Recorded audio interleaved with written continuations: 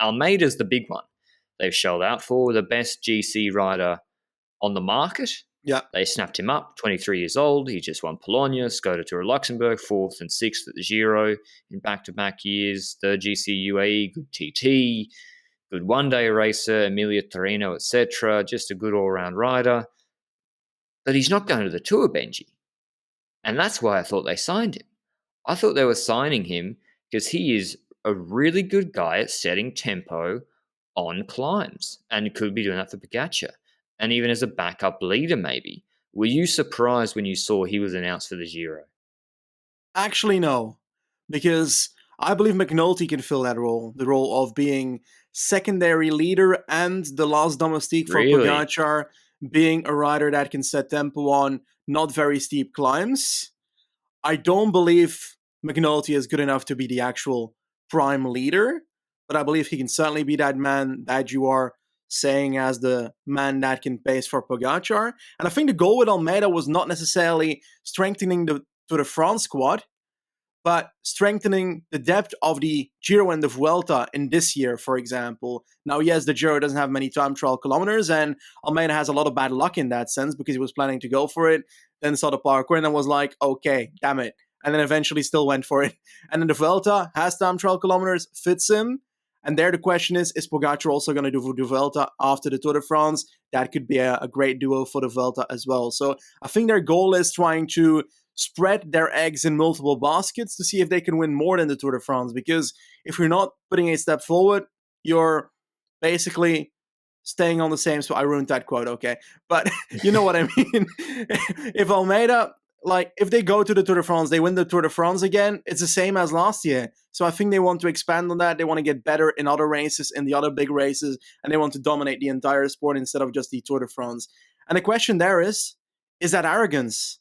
Oh, Pogačar's going to win the Tour de France anyway. We don't need Almeida in the Tour de France to help him.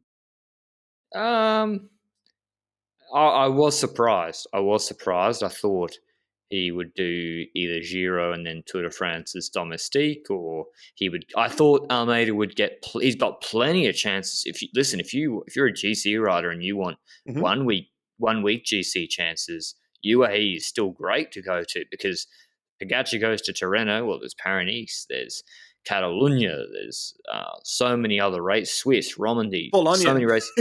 Bologna, yeah, exactly. Like, can only go to so many, and they were not that competitive in the majority of them in GC. As Benji's saying, they want to get a deeper roster. But yeah, the Tour de France,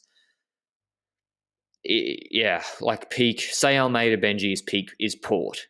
Sort of TT guy, steady climber. He crashes less. He crashes a bit less, bonks a bit more. Maybe good 1 week guy. Ineos and Sky would take Port to the Tour de France to be that real right-hand man. Maybe Pog, I don't know, I see where you're coming from, Benji. Has Tour de France 2021, where he's won by 5 minutes, lured them into a false sense of security? Because Roglic wasn't there, because he crashed out. Yeah. And maybe we get to week 3, Jumbo-Visma have Jonas, Kuss, and Roglic in a group. Micah's gone, and it's just Pogačar. And Roglic is close to Pogačar on GC, and Jonas is as well. And then he'd be like, damn, I wouldn't mind some João Almeida right now to just pace this, set a pace on the front, like Kuss did for Jonas on Ardennes or one of the last mountain stages. So, yeah, it's surprising. Good for Almeida, though, Benji. Listen, maybe he wouldn't have signed there if he didn't get GT leadership somewhere in the year, because he had other offers.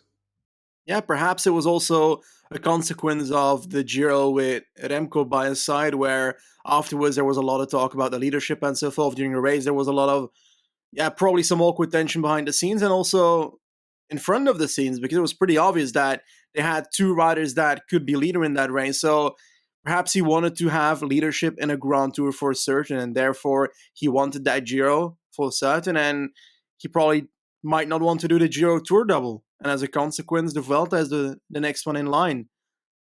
You know which race they are both being sent to, the most important race of the year, UAE Tour. They're both going to be there. So that's their Tour de France. So it'll be interesting to see them there. But yeah, I'm expecting, I don't know, I'm interested to see what happens with Almeida. I'm not confident They've got a lot of riders here, Benji, coming from, I would say, better performance setups. I rate Jumbo, I rate Bora, and I certainly rate De Koning in respect of sprinters. Like the pattern is very clear with sprinters leaving Quickstep. We all know that.